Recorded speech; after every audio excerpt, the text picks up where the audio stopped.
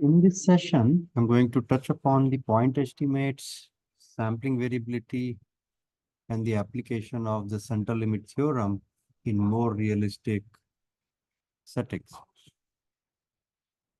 So here we have an example uh, of a US presidential approval rating. And let's say we conduct a poll and the approval rating is, let's say, 45%.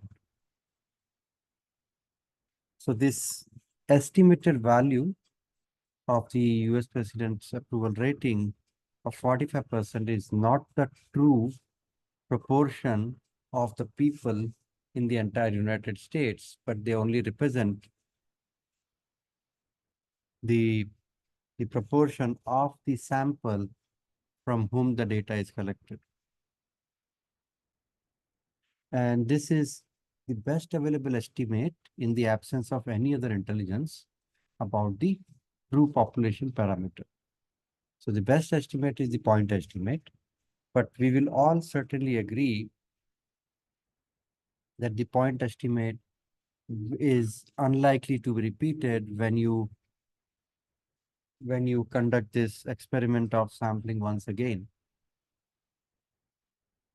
And this difference between the estimate, or let's say the sample proportion, and the population proportion is called as the sampling error.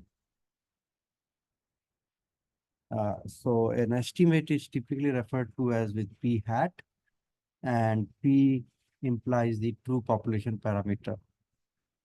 So now, what is a sampling error? Sampling error is the sampling uncertainty. It's inherent in the nature of the sampling process itself. So we try to quantify this, but before quantifying, let's understand what is that creates the sampling error. So one of the possible sources of sampling error is the bias. So bias creates a certain kind of influence on the respondent depending upon how the question is asked. So even that can create a bias, but this bias is controllable by appropriately wording the questionnaire or controlling for the other factors which may influence the response of the respondent. So let's understand the variability of the point estimate. So let's kind of follow through this example of the US presidential approval rating. Suppose the proportion of American adults who support the expansion of solar energy. Right. Okay, so we are talking about a different example here. We will come back to the US presidential approval rating later. So let us say we know in advance that the American adults who support the expansion of solar rating is 88%. So now we'll do the experiment in a reverse fashion. We know that the population parameter is 88%. Now we will do a poll of 1,000 American adults and collect the data on these 1,000 American adults and see how close we might be to the 88%. Or in other words, we will try to understand the behavior of the p hat given that the p value is known to us. So now the way this experiment can be conducted is by actually creating 250 million American adults who are eligible entities in the population, and we randomly label 12% of those 250 million with no and 88% with yes. And then we draw a random sample of 1,000 pieces and then compute what is the proportion that we get from this sample. Since it is practically not possible, but we can certainly do this by running a computer simulation, and it will also allow us to practically replicate the whole experiment several times. So let us say we conduct the first sample and we get the estimate of 0.894. And since you already know that the actual estimate is actual value of proportion is 88%, so we notice that we have an error of 0.014, that is 1.4% error compared to the actual value. We can keep on repeating this experiment again and again.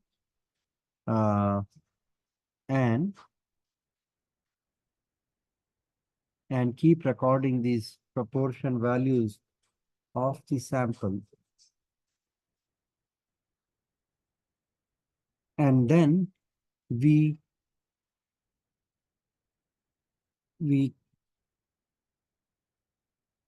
create the distribution of these sampling proportions and try to see what is the most prominent of these percentage values. Right? And we can characterize the sampling distribution. So here we are going to do is, we are going to take the proportion of the 1,000 people, and we keep repeating this experiment 10,000 times, and we can see the values of all these proportions, or maybe the 10,000 records of the sample proportions. And then we study the characteristic which we typically study in the univariate, the central tendency, the dispersion, and the shape. We will notice that, this distribution actually represents a normal distribution, irrespective of how the population distribution is. Number two is, we find that when we take sufficiently large number of samples, the true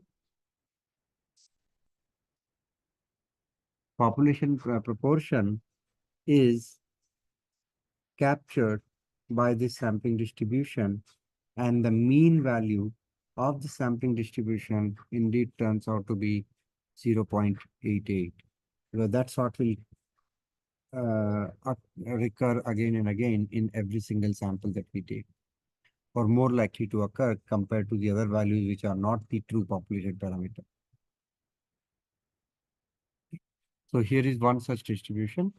Of course, when we take 10,000 samples, the distribution that we will get with every such lot of 10,000 will not be much different from what we are seeing here.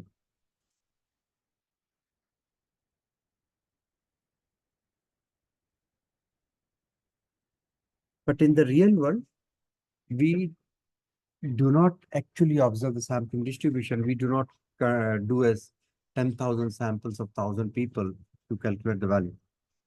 But yes, it's a theory building experiment, and it's useful to always think of a point estimate as coming from such a hypothetical distribution. And this helps us understand two things. One, we understand that the point estimate captures the population parameter, but the uncertainty associated with the sampling process itself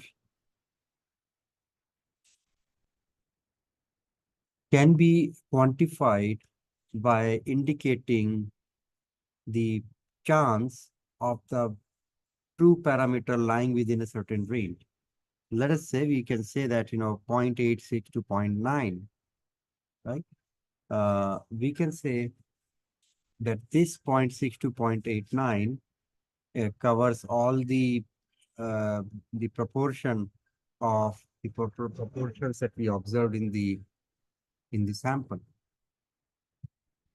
So this area under the curve will be referred to as the confidence level or the significance of uh, this point estimate of 0.88. Let us say the area captured by between 0.86 and 0.90 is 90%. Apparently, it's slightly more than that. We can say that the point estimate of 0.88 plus minus 2 plus minus 2%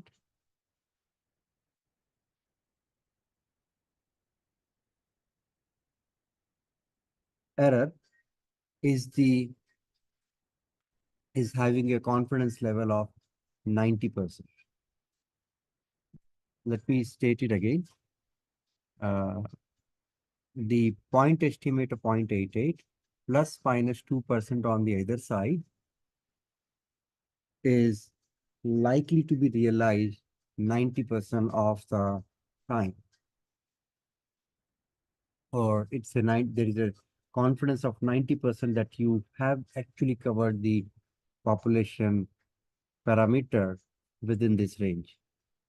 Of course, there is a 10% risk that the true population parameter is not captured, such as these values where the values were lower than 0.86 or greater than 0.90. So a interval estimate always comes associated with the associated confidence level.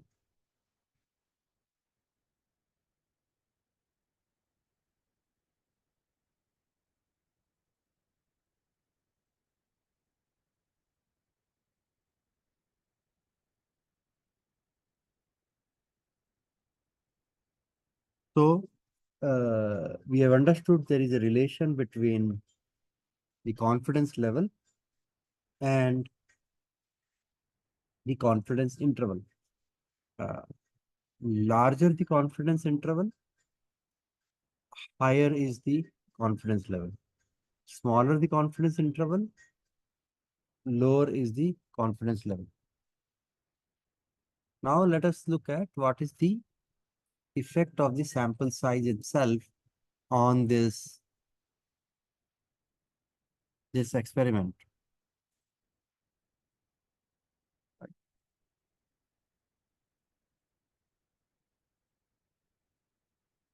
So here comes the interesting finding here. Intuitively, it might seem that more data is better than less data.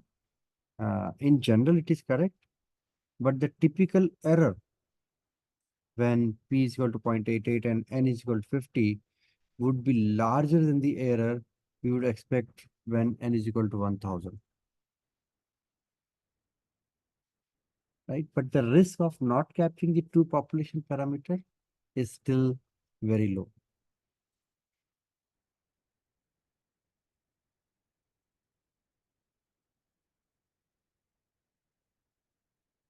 And other thing that we have also observed here is uh, it, irrespective of how the population random variable is distributed, the sampling distribution is always a normal distribution. There are fewer conditions that we put on this sampling process to ensure the quality of our inference. That involves checking the success failure condition. uh, derivation of why this success failure condition works is outside the scope of our course. So we can restate central limit theorem in more practical way as when observations are independent. What we essentially mean by independent is they are truly randomly drawn and the sample size is sufficiently large. We already know this sufficiently large size uh, uh, cutoff will be dependent upon what level of accuracy are we desiring or what level of precision are we desiring. The sample proportion p hat will tend to follow a normal distribution with the following mean and the standard error. So standard error is the standard deviation of the sampling distribution,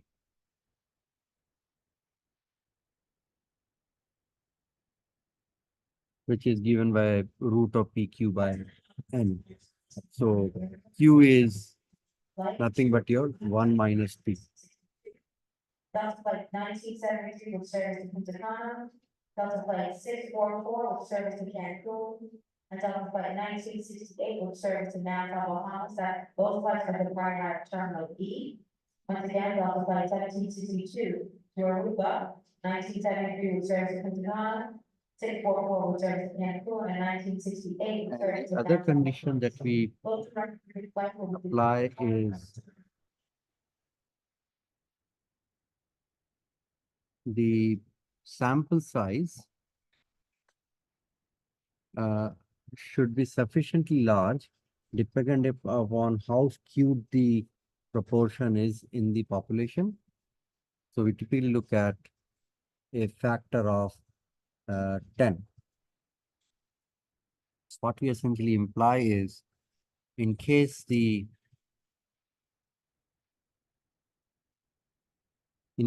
proportion is 10%, in that case, we would need a minimum sample of 100, right? If it is 1%, then we need a minimum sample of 1000 for us to have the robust application of the central limit theorem. Here we can observe how this different proportions work given the sample size and how reliable and robust are they. So here we are talking about the change in the skew on one dimension and the sample size on the other. And we can see that for very low proportions and low sample size, when the condition, success failure condition is not fulfilled, we are not accurately able to determine the actual population parameter. Right? So we can see when it is more evenly uh, distributed or a proportion or something which is not skewed, we have a proper normal distribution manifesting in the sampling distribution. So more audacious experiments can be done for bigger sample size. So there is a point which we see that your larger sample size is not adding any additional new value.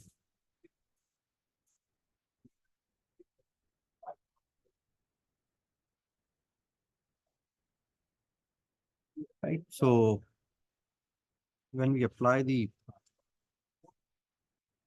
central limit theorem to a proportion parameter, we can make observe the following things. That the center of distribution are always at the population proportion that was used to generate the simulation. because the sampling distribution is P hat is always centered at the population parameter P. It means the population proportion P hat is unbiased when the data are independent and drawn from such a population. For a particular population proportion P, the variability in the sampling distribution decreases as the sample size N becomes large. That we can see, notice here. As N becomes large, the variance decreases or the dispersion decreases significantly. The third is for a particular sample size, the variability will be largest when P is 0.5. It means when there is very little skew, the variability will be largest. That's what we saw here. At 0.5, the variability is very high. At 0.9, the variability is much less. And same is the case with the P as 0.1.